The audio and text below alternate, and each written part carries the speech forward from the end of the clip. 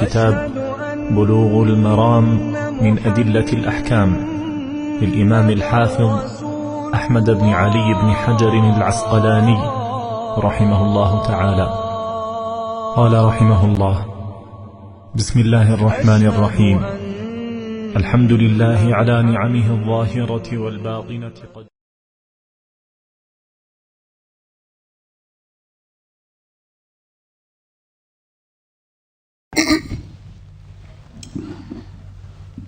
بسم الله الرحمن الرحيم. إن الحمد لله نحمده ونستعينه ونستغفره ونعوذ بالله من شرور أنفسنا ومن سيئات أعمالنا. من يهده الله فلا مضل له ومن يضلله فلا هادي له، وأشهد أن لا إله إلا الله وأشهد أن محمدا عبده ورسوله. يا أيها الذين آمنوا اتقوا الله حق تقاته ولا تموتن إلا وأنتم مسلمون. يا أيها الناس اتقوا ربكم الذي خلقكم من نفس واحدة وخلق منها زوجها وبث منهما رجالا كثيرا ونساء، واتقوا الله الذي تساءلون به والأرحام إن الله كان عليكم رقيبا. يا أيها الذين آمنوا اتقوا الله وقولوا قولا سديدا يصلح لكم أعمالكم ويغفر لكم ذنوبكم، ومن يطع الله ورسوله فقد فاز فوزا عظيما. أما بعد، فعن يعلى بن أمية رضي الله عنه قال: طاف رسول الله صلى الله عليه وسلم مضطبعا ببرد أخضر. رواه الخمسة إلا النسائي وصححہ ترمذی۔ محترم حضرات، دینی بھائی اور بہنوں، اور بلوغ المرام کی شرح میں شامل رہنے والے ساتھیوں، کتاب الحج پر درس چل رہا تھا اور پچھلے ہفتے اس حدیث پر گفتگو ہم نے شروع کیا تھا لیکن پوری نہیں ہوئی۔ اس حدیث کے راوی ہیں یعلا ابن امیہ، مشہور صحابی رضی اللہ تعالی عنہ۔ کہتے ہیں کہ طاف رسول اللہ صلی اللہ علیہ وسلم مضطبعا، نبی علیہ السلام نے طواف کیا، یعنی طواف قدوم یا طواف عمرہ، جس میں اضطباع ہے۔ اضطباع کہتے ہیں یہ موڑھا جو ہے اس کو ضبع کہا جاتا ہے۔ تو یہ دو موڑھے ہیں۔ اضطباع کہتے ہیں شریعت کی اصطلاح میں کہ انسان چادر اوڑھے، کپڑا لپیٹے تو ایک موڑھا کھلا رکھے، یہاں لے کر کے اس پر کپڑا ڈالنے کے بجائے نیچے سے لے کر کے ادھر ڈال دے، یعنی اس کی شکل یہ ہوگی، یہ اس کو کہا جاتا ہے اضطباع۔ رسول اللہ صلی اللہ علیہ وسلم نے طواف وداع میں دو چیزیں تھیں، ایک رمل تھا اور دوسرا اضطباع۔ رمل تو پیچھے گزر چکا ہے کہ ابتدائی 3 چکر جو ہوں گے اس میں مستحب عمل ہے، اگر چھوٹ گیا تو اس کی قضا نہیں کرنی ہے۔ اور اضطباع دوسری چیز کیا ہے؟ اضطباع یعنی جو آپ چادر یا احرام کا کپڑا جو پہنے ہوئے ہیں، آپ طواف سے قدوم کرنے کے پہلے آپ یہ کنارہ جو ہے کھول لیں، دایاں موڑھا، اور چادر اس کے نیچے سے لے کر کے بائیں پر ڈال لیں، یہ ہے اضطباع۔ لیکن خاص طور سے جو اس حدیث کی آج دوبارہ ہمیں اس کی شرح کرنے کی ضرورت ہے، وہ نہایت ایک اہم مسئلہ وہ یہ کہ کہتے ہیں میں نے اللہ کے رسول کو دیکھا طواف کرتے ہوئے، اضطباع کیے ہوئے تھے، لیکن ہر ایک قسم کی گرین قسم کی چادر تھی۔ چادر کیسی تھی؟ گرین کلر کی۔ یہ بہت ضروری ہے اس کی وضاحت کرنا۔ اس سے پتہ چل گیا کہ احرام کا کپڑا رنگین بھی ہو سکتا ہے۔ دنیا نے کچھ ایک ایسا ماحول بنا دیا ہے کہ ہمیں یاد ہے کوئی بیچارہ ایسا تھا اس کا احرام خراب ہو گیا، اس کا احرام خراب ہو گیا، تو اس نے کیا کیا، یہ اوپر والا کپڑا بچے نے کچھ الٹی کر کے خراب ہو گیا، تو مولانا لنگی تھی ہندوستان کے اندر، مدراس کی لنگیوں مشہور لنگی مولانا لنگی کمپنی ہے، تو وہ مختلف، ایک تو فل رنگین ہوتی ہے اور بہت زیادہ ایسے ہوتی ہے کہ اس کی زمین تو سمجھے کہ پورا کپڑا جو ہے سفید ہے، لیکن اس میں رنگین بارڈر دھاریاں ہوتی ہیں، دھاریاں ایسے کچھ ڈیزائن بنی رہتی ہیں، چیک اللہ اکبر۔ اس بیچارے کی شامت آئی تھی، وہ بغیر لنگی ہوئی، اچھا اس علاقے کے بہت سارے لوگ لنگی کھلی پہنتے ہیں، سب سلائی نہیں ہوئے پہنتے، کھلی پہنتے ہیں۔ اب وہ کیا کیا، وہ کس بیچارہ لا علمی میں وہ لنگی جو رکھی ہوئی تھی ورنہ اسی کو احرام لپیٹ لیا، جو بھی دیکھتا وہ ٹوک رہا ہے۔ ایک تو ابے تجھے حج کا مسئلہ معلوم چلا ہے حج کرنے کے لیے بھی، اللہ اکبر، یعنی لا علمی کی بنا پر لوگ سمجھتے ہیں احرام کا کپڑا سفید ہی ہونا ضروری ہے، اگر سفید رہی تو احرام نہیں ہو سکتا۔ اور اس سفید کا چکر اتنا چل گیا کہ عورتیں بھی جو حج میں ان کے بھی سفید ہی احرام ہونا چاہیے۔ اب وہ کندورا بھی پہنے گی میکسی تو سفید، وہ بھی سفید، اور اس میں اتنا دھوکہ ہو جاتا ہے یہ نہیں پتہ چلتا ہے کہ یہ مرد ہے یا حرم کے اندر ایسے الگ الگ صفحے لگتے ہیں، یہ مردوں کا حصہ یا عورتوں کا۔ اب وہ بیچارے گھومتے رہتے ہیں، بھائی الگ بیٹھو، جب اقامت کھڑی ہوتی ہے تو بیچارے نماز پڑھنے لگتا ہے، موقع ملا یہ آئے بیچ میں ایک کھڑے ہو، تو اب یہ اگر ہے تو پہن ملاتے ہیں، سلام پھیرے کے بعد بتاتے تو مصری عورت تھی۔ یہ کتنا دھوکہ ہو جاتا ہے، وہ پلے جا رہے پیر سے پیر ملاتے ہوئے، سلام پھیرے تو پتہ چلا دائیں طرف عورت ہے اور بائیں طرف جو ہے مرد ہے۔ کیوں مشابہت ہوا؟ یہ اصل میں سفید کپڑے کی بنا پر۔ عورتوں کے لیے سفید کپڑا کوئی محبوب نہیں ہے، ان کے لیے رنگین کپڑا محبوب پسندیدہ ہے۔ یہ احرام میں، اور ایک ہندوانی رسم تھی، شاید معلوم ہوگا، ہندوؤں کے اندر بیوہ عورت کی نشانی ہوتی تھی سفید کپڑا پہننا۔ بیوہ عورت جو ہے وہ سفید کے علاوہ کوئی اور کپڑا پہن نہیں سکتی۔ کانچ کی چوڑی میں دو نشانیاں تھیں بیوہ عورتوں کی، ایک تو چاندی کی چوڑی اور دوسرے کیا، سفید کپڑا۔ اگر کوئی اور عورت پہن لے تو تم بیوہ ہو گئی ہو کیا؟ یہ ایک تعجب ہوتا تھا، ہو سکتا آپ کے علاقے میں نارتھ کی بات بتاؤ، بالکل یہ تو یہ کوئی عورتوں کے لیے نہیں ہے، مردوں کے لیے یہ ہے کہ اللہ صلی اللہ علیہ وسلم فرمائے احب الثیاب الی اللہ الثیاب الابیض، سب سے بہترین کلر جو اللہ کو پسند ہے سفید ہے، سفید ہی کو پہنو، وَكَفِّنُوا فِيهَا مَوْتَاكُمْ، اور میت کو کفن بھی اسی میں دلا، ایک محبوب افضل عمل ہے۔ لیکن کوئی ضروری نہیں، احرام عام دنوں میں ایک مرد جو کپڑا پہنتا ہے انہی کپڑوں میں سلا ہوا نہیں ہے، آپ اگر اسی میں احرام باندھ لیں گے تو کوئی متاقہ، کوئی حرج نہیں ہے۔ جیسے میں نے کہا کہ لنگیاں آتی ہیں ہمارے یہاں، اسپیشل وہ احرام کے کپڑے ہی کی لنگی ہونی چاہیے۔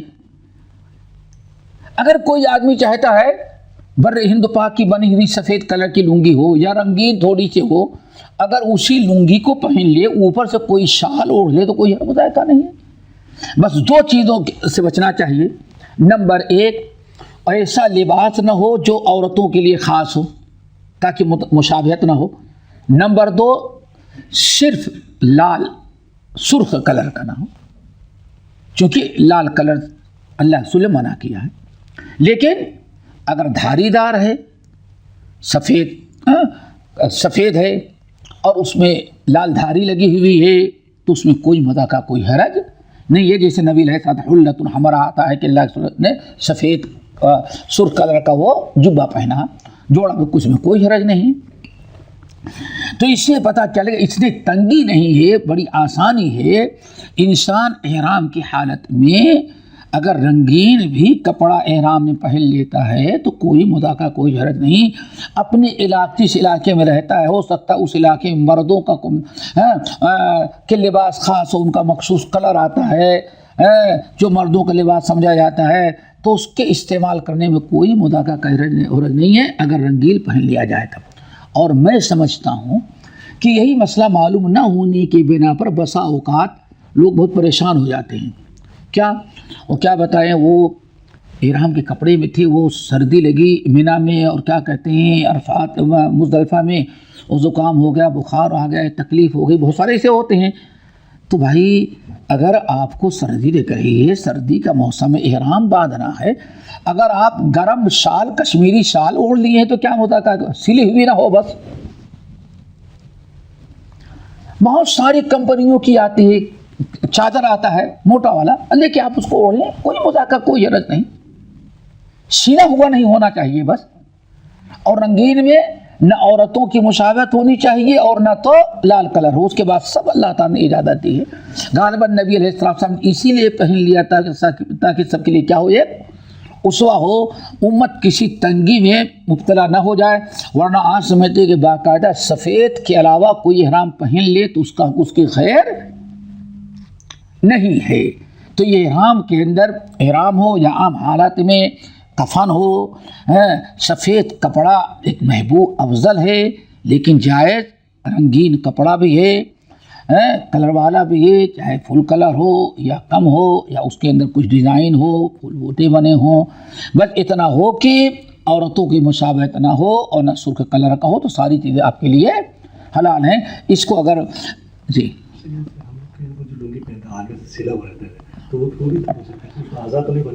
نہیں، آزاد تو نہیں بنا ہے، لیکن اس پر لوگ اعتراض کرو تو کیا کرو گے، یہ اگر یہاں ترک دیا گیا تو ادھر بھی ہوتا ہے، لیکن کوئی حرج نہیں انشاءاللہ. چلو، یہ احرام. اس حدیث کو خمسہ نے روایت کیا. خمسہ: احمد، ابو داؤد، ترمذی، نسائی، ابن ماجہ. لیکن الا النسائی، خمسہ میں سے امام نسائی کے علاوہ چاروں نے روایت کیا ہے، اور اس کے علاوہ اور سنن کی کتابوں کی ہے. اور اس حدیث کو امام ترمذی رحمۃ اللہ نے صحیح کہا ہے. تو یہ مسئلہ اہم تھا، اس کو یاد رکھیں. احرام کا اگر کبھی ضرورت پڑ جائے یا بلا ضرورت بھی کوئی پہنے ہوئے ہیں تو زیادہ سے زیادہ وہ کہتے ہیں بھائی افضل تھا سفید پہن لینا، لیکن اس میں بھی کوئی مذاکرہ، کوئی حرج نہیں ہے. تو شاید کہ سردی کے موقع پر جو پریشانیاں ہوتی ہیں، اس سے بہت ساری پریشانی دور ہو جائے گی. اگلی حدیث ہے وعن انس رضی اللہ تعالی عنہ قال کان یحل منا المحل فلا ينکر علیہ ویکبر منا المکبر فلا ينکر علیہ. متفق علیہ. اس حدیث میں ایک اور آسانی بیان کی گئی اور ایک رخصت اور اجازت ہے. انس بن مالک رضی اللہ تعالی عنہ کہتے ہیں کہ جب نبی علیہ الصلوۃ والسلام کے ساتھ ہم لوگوں نے احرام باندھا تو ہم میں دو قسم کے لوگ تھے. احرام باندھنے کے بعد کان یحل منا المحل، ہم میں کچھ لوگ ایسے تھے جو تلبیہ پڑھتے تھے، لبیک اللہم لبیک لبیک، پورا ہی. فلا ينکر علیہ، ان پر بھی کسی کا نے اعتراض نہیں کیا. یعنی بعض روایتوں میں اللہ رسول کی طرف منسوب کیا کہ اللہ رسول نے انکار نہیں کیا. تلبیہ. وَيُكَبِّرُ مِنَّا الْمُكَبِّرُ، اور ہم میں کتنے ایسے لوگ تھے جو تلبیہ نہیں پڑھتے تھے، اللہ اکبر تکبیر پڑھتے تھے، تکبیر.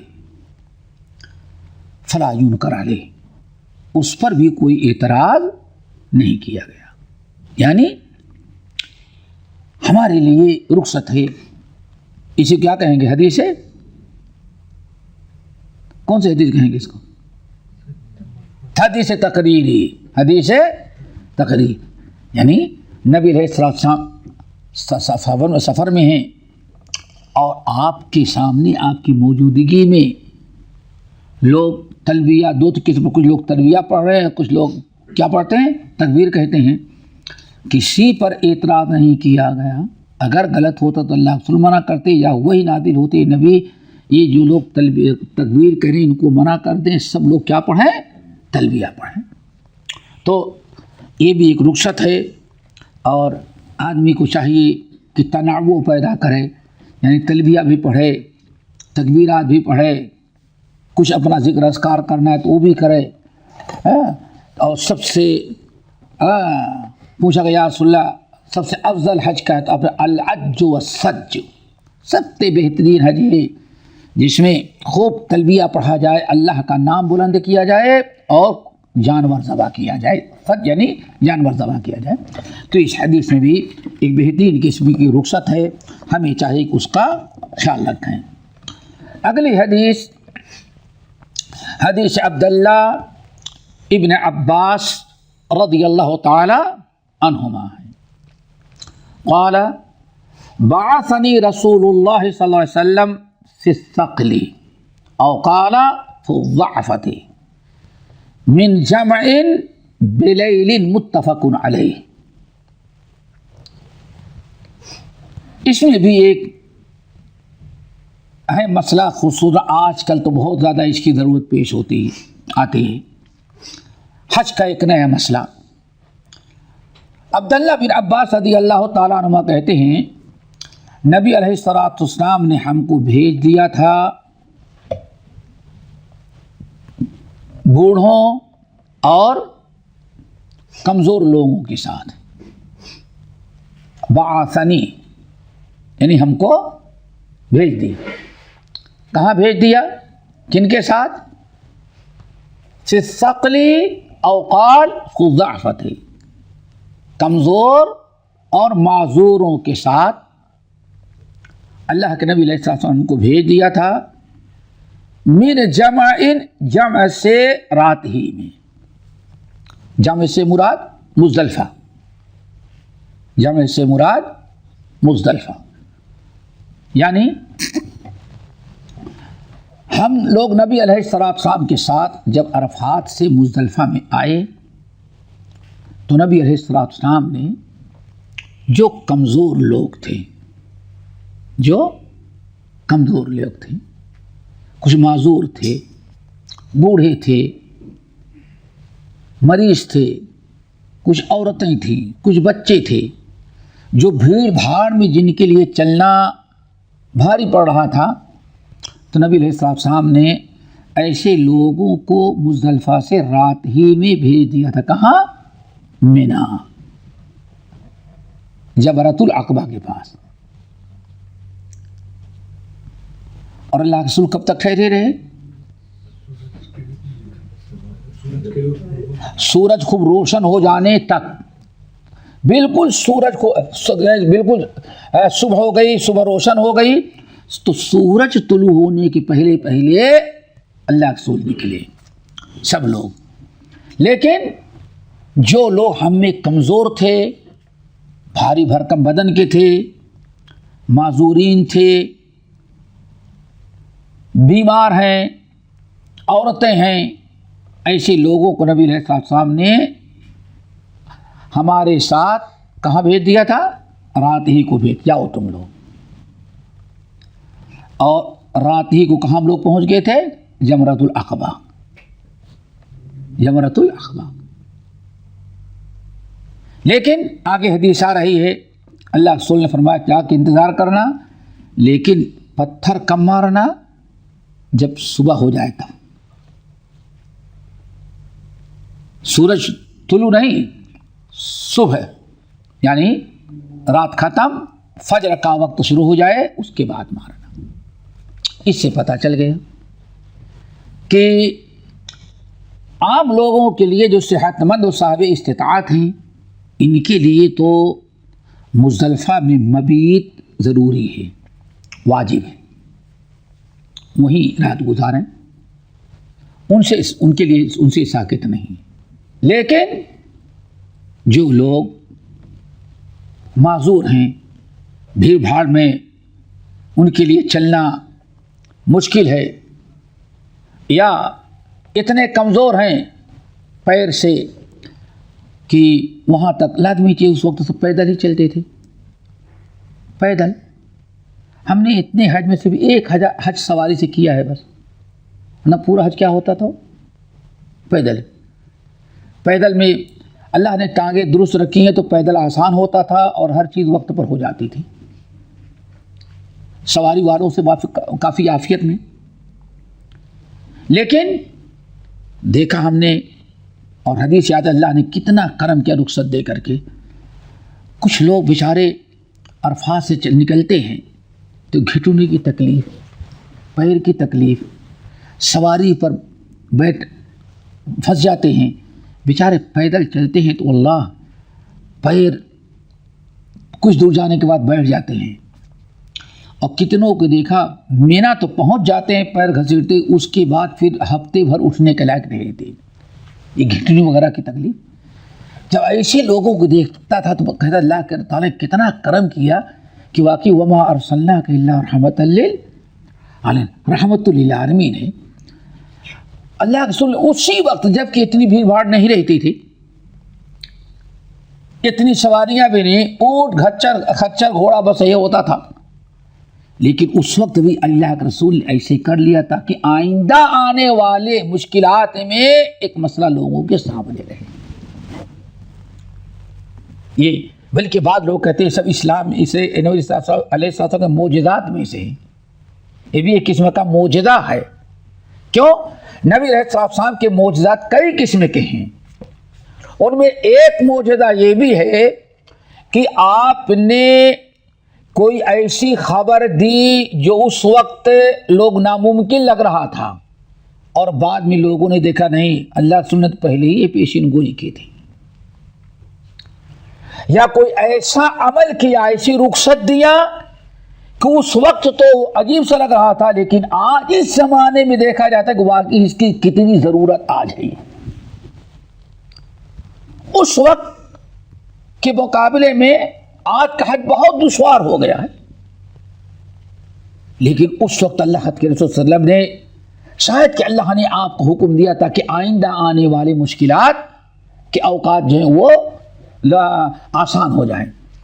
تو یہ آپ نے دیا. اور حضرت عبداللہ بن عباس کو بھی اللہ کہتے ہیں ہم کو بھی اللہ نے انہیں لوگوں کے ساتھ بھیج دیا تھا. ٹھیک ہے نا. اگلی حدیث وعن عائشہ رضی اللہ تعالی عنہا قالت استأذنت سودة رسول اللہ صلی اللہ علیہ وسلم لیلۃ المزدلفۃ ان تدفع قبلہ وكانت صبطہ یعنی ثقیلہ فأذن لها متفق علیہ. حجۃ الوداع میں ازواج مطہرات بھی تقریباً سب تھیں، ساری ازواج مطہرات تھیں.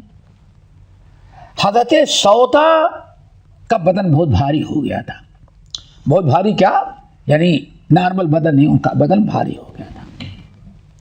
چلنے میں تیز چلنا سمجھتے جس کا بدن بھاری ہو جاتا ہے تیز چلنا بھاری ہو جاتا ہے، اور پھر تھوڑی دور چلے اس کے بعد آدمی کا دم گھٹ جاتا ہے، گھٹنے لگتا ہے، سانس نہیں ساتھ دیتی. تو سودا رضی اللہ تعالی عنہا نے نبی علیہ السلام اجازت مانگی. کب؟ لیلۃ المزدلفہ، مزدلفہ کی رات. یا رسول اللہ اگر آپ اجازت دیں تو آپ سے پہلے میں چلی جاؤں جمرات پر. اللہ دیکھا آپ نے، اگر آپ اجازت دیں تو میں چلی جاؤں، چونکہ جب آپ چلیں گے آپ کا قافلہ چلے گا تو آپ کے ساتھ چلنا ہمارے لیے بہت دشوار ہوگا. کیوں؟ ساتھ آدمی چل رہا ہے تو تیز چلنے والا بھی مجبور ہوتا ہے آہستہ چلنے پر. کیوں؟ ساتھی کا لحاظ رکھنے کے لیے، اور ایسے ہوتا ہے. تو حضرت سودا رضی اللہ تعالی عنہ نے نبی علیہ السلام سے اجازت مانگی کہ اگر آپ اجازت دیں تو میں آپ سے پہلے نکل جاتی ہوں. فَآذِنَ لَهَا، تو اللہ رسول نے ان کو اجازت دے دیا. عذر کی بنا پر صحت اور عافیت میں تھی، لیکن چونکہ بدن بھاری تھا، تیز چل نہیں سکتی تھی، اجازت مانگی تو اللہ کے رسول کو اجازت دی، ہاں تم ہم سے پہلے رات ہی میں چلی جاؤ۔ یہ ایک آسانی ہے جو اللہ تعالیٰ نے نبی علیہ الصلاۃ والسلام بعثت بالحنیفیۃ السمحہ یا الدین یسر وما ارسلناک الا رحمۃ للعالمین کا ایک مظہر ہے۔ وعن ابن عباس رضی اللہ تعالی عنہما قال لنا رسول اللہ صلی اللہ علیہ وسلم لا ترموا الجمرۃ حتى تطلع الشمس، رواہ الخمسہ وفیہ انقطاع۔ عبداللہ ابن عباس رضی اللہ تعالی عنہما کہتے ہیں، اس کا بھی پہلی حدیث سے تعلق ہے کہ نبی علیہ السلام نے ہم کو کس کے ساتھ بھیج دیا تھا؟ کمزور اور معذورین کے ساتھ۔ پہلی حدیث جو تھی عن ابن عباس بعثنی رسول اللہ صلی اللہ علیہ وسلم فی الثقل او قال فی الضعفۃ من جمع بلیل، اللہ کے رسول صلی اللہ علیہ وسلم نے ہم کو بھیج دیا تھا جب معذور، کمزور اور بوڑھے جا رہے تھے تو ان کے ساتھ اللہ رسول نے ہمیں بھی مزدلفہ میں رات ہی کو بھیج دیا تھا، صبح ہونے کے پہلے آدھی رات سے بھیج دیا تھا۔ اس حدیث میں اسی کے مزید وضاحت ہے۔ کہتے ہیں کہ جب نبی علیہ السلام نے ہم کو بھیجا مزدلفہ سے، کہاں؟ جمرات پر، جمرۃ العقبہ منہ میں، تو آپ نے فرمایا چلے جاؤ، لا ترموا الجمرۃ، پہنچ جاؤ، انتظار کرنا، پتھر نہیں مارنا جب تک کہ سورج طلوع نہ ہو جائے، جب تک سورج طلوع نہ ہو جائے تب تک انتظار کرنا۔ روایت کیا خمسہ نے سوائے نسائی، لیکن اس حدیث میں انقطاع ہے، سند میں انقطاع ہے، جو اسباب ضعف میں سے ایک سبب ہے، لیکن دوسری روایات بھی اس مفہوم کے آثار ملتے ہیں۔ چلو، وعن عائشہ رضی اللہ تعالی عنہا قالت ارسل النبی صلی اللہ علیہ وسلم بأم سلمۃ لیلۃ النحر فرمت الجمرۃ قبل الفجر ثم مضت فافاضت، رواہ ابو داؤد واسنادہ علی شرط مسلم۔ ام المومنین عائشہ رضی اللہ تعالیٰ عنہ کہتے ہیں کہ نبی علیہ الصلاۃ والسلام نے ام سلمہ کو لیلۃ النحر، نہر کی رات کو بھیج دیا تھا۔ نہر کی رات کون سی ہوگی؟ وہی مزدلفہ والی رات، مزدلفہ والی رات جو اس کو ایک کیا کہتے ہیں، اس کا ایک نام ہے بھی لیلۃ النحر۔ نبی علیہ السلام نے ام سلمہ کو بھیج دیا تھا کسی کے ساتھ، فرمت الجمرۃ قبل الفجر، انہوں نے پتھر مار لیا تھا فجر کے پہلے،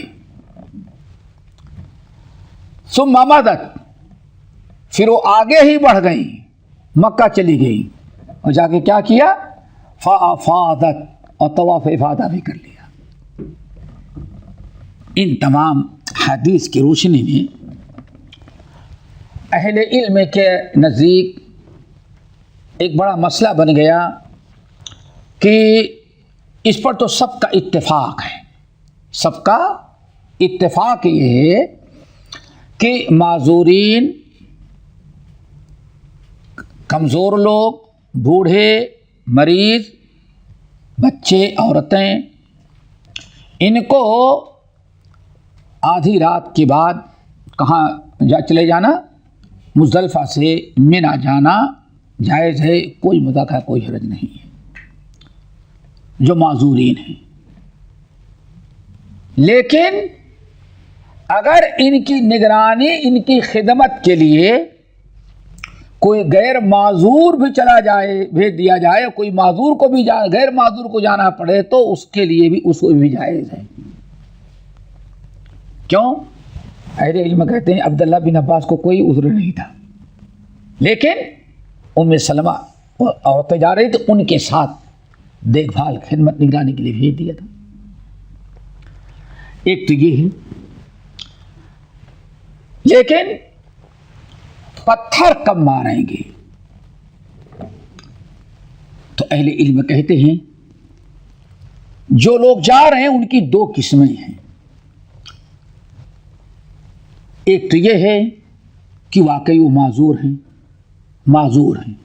کمزور ہیں، بھیڑ بھاڑ برداشت کرنے کے لیے لائق نہیں ہے.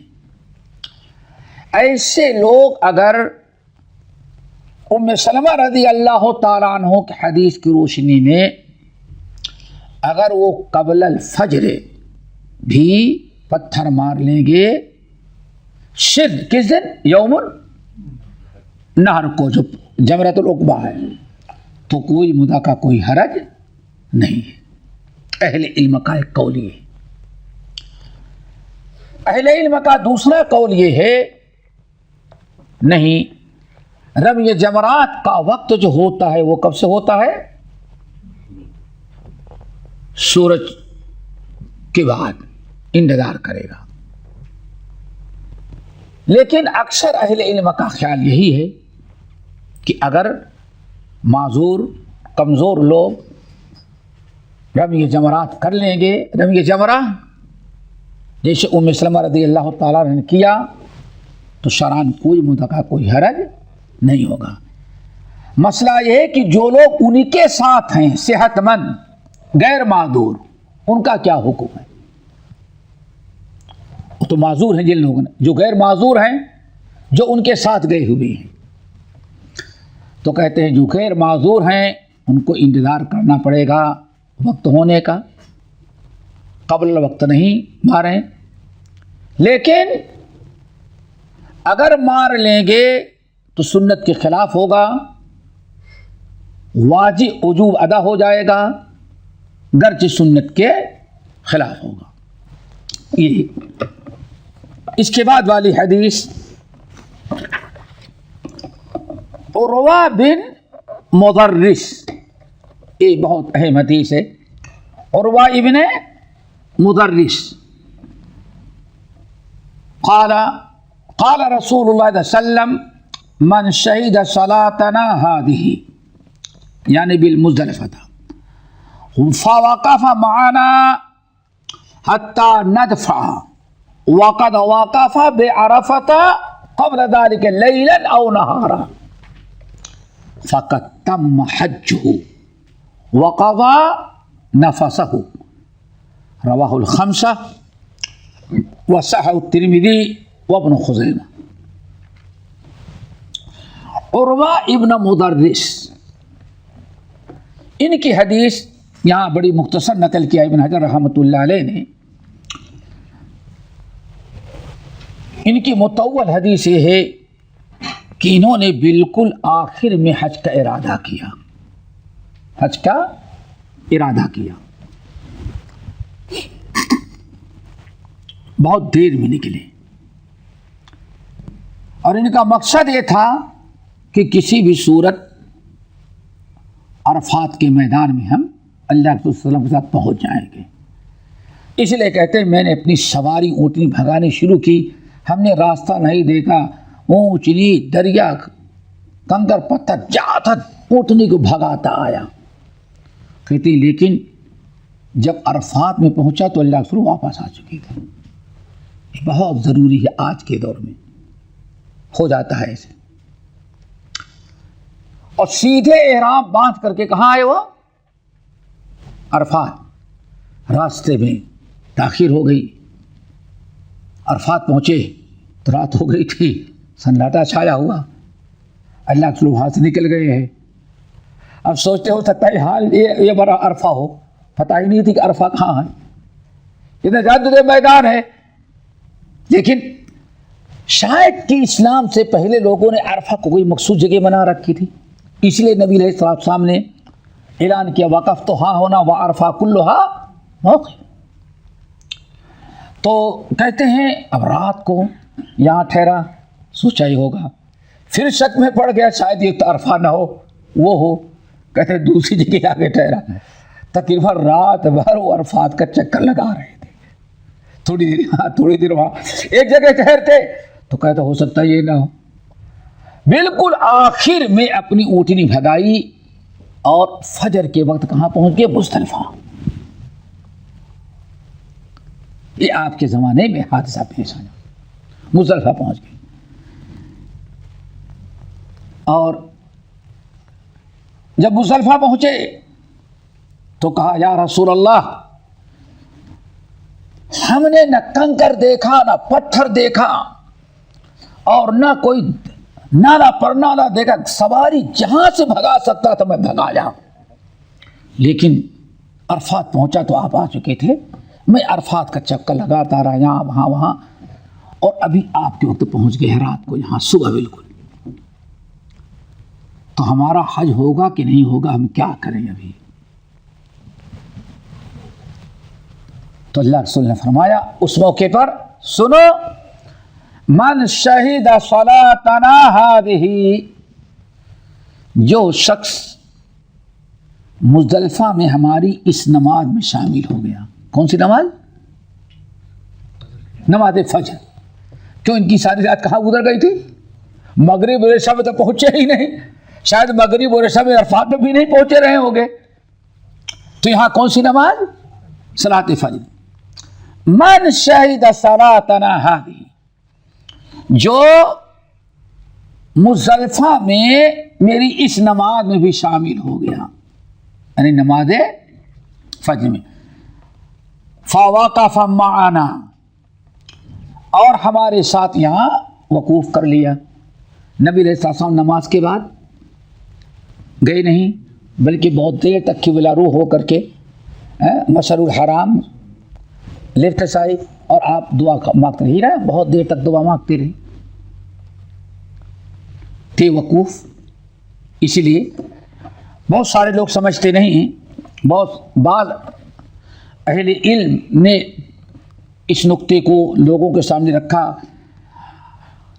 حج کے موسم میں مینا مزدلفہ میں دو چیزیں ہیں، ایک مبیت مزدلفہ اور دوسرے وقوف مزدلفہ.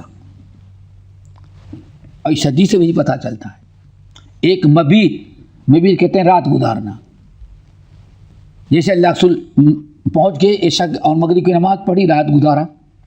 یہ تو جو رات گزارا اس کو کیا کہا جاتا ہے؟ ایک ہے مبیت، یہ واجبات میں سے ہے، اللہ کہ صاحب استطاعت نہ ہو تو اس کو، جیسے پچھلے دن گزر چکی ہیں. اور ایک ہے وقوف مزدلفہ. وقوف کیا ہے؟ فجر کی نماز کے بعد جو نبی علیہ السلام نے بہت دیر تک کھڑے ہو کر کے دعائیں کی تھی قبلہ رو ہو کر کے، اس کو کہا جاتا وقوف مزدلفہ. تو آپ نے فرمایا جس نے میرے ساتھ فجر کی نماز پڑھی، کہاں؟ مزدلفہ میں، اور میرے ساتھ یہاں وقوف کیا، حتی ندفع، یہاں تک کہ میرے ساتھ مزدلفہ سے مکہ مینا کی طرف واپس لوٹا. ہو گئی بات؟ دو چیزیں، جس نے میرے ساتھ نماز پڑھی یہ آخری وقت، جس نے جو فجر کی نماز میں شامل ہو گیا، اور میرے ساتھ یہاں وقوف نہیں، نماز کے بعد وقوف کیا. دو چیزیں ہو گئی. وقد وقف بعرفۃ قبل ذلك لیلا او نہارا، اور اس سے پہلے، کس سے پہلے؟ مزدلفہ میں آنے سے پہلے عرفہ میں وقوف کیا ہے، چاہے رات میں یا دن میں. اللہ اکبر. یہ وقت واقف بعرفۃ قبل ذلك لیلا او نہارا، اور اس سے پہلے یعنی مزدلفہ میں آنے سے پہلے عرفہ میں وقوف کیا ہے، چاہے رات میں یا چاہے دن میں، دن یا رات، تو اس کا حج پورا ہو جائے، اللہ تعالی حج قبول کر لیں گے، اس کا حج اللہ قبول کر لیں گے، اور اس کے حج کے ارکان ادا ہو جائیں گے، باقی سب کرنا پڑے گا، جو پچھلا چھوٹ گئے سب معاف اللہ گیا۔ رواہ الخمسہ وصححہ الترمذی وابن خزیمہ، خمسہ نے اور ابن خزیمہ نے اور امام ترمذی نے اس کو صحیح قرار دیا۔ یہ حدیث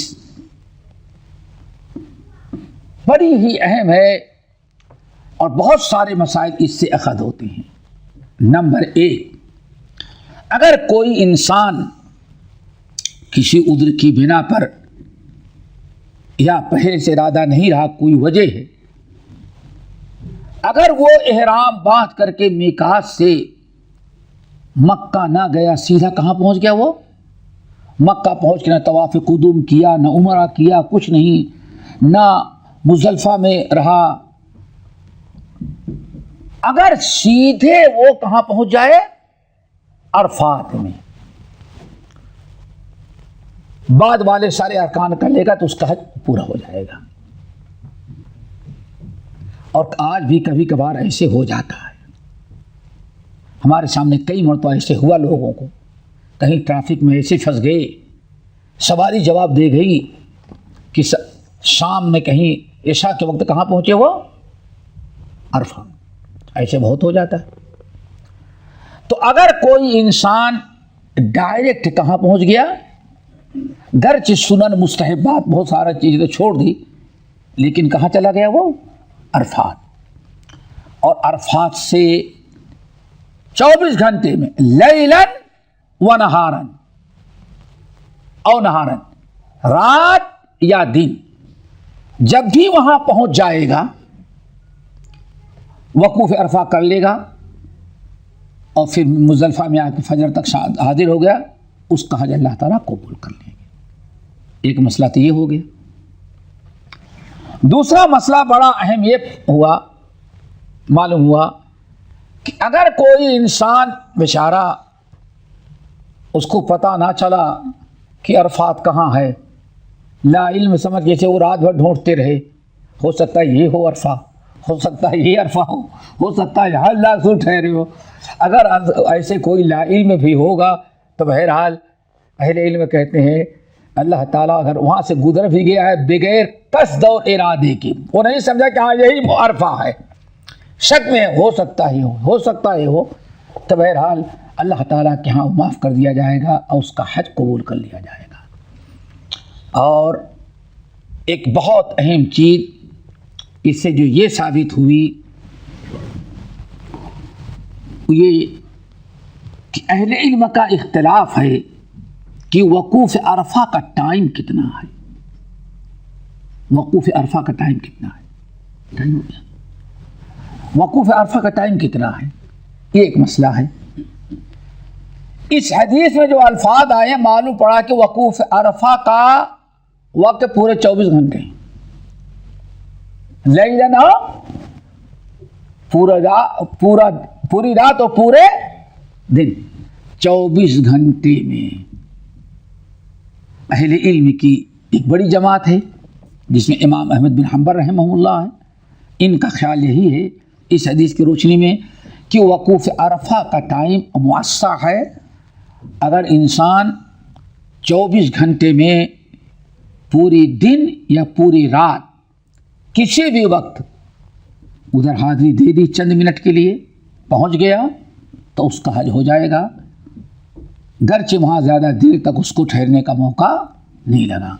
اسی پر بن کر موقوف رکھتے ہیں، مزید انشاءاللہ اس پر کی بحث اگلے درس میں آئے گی۔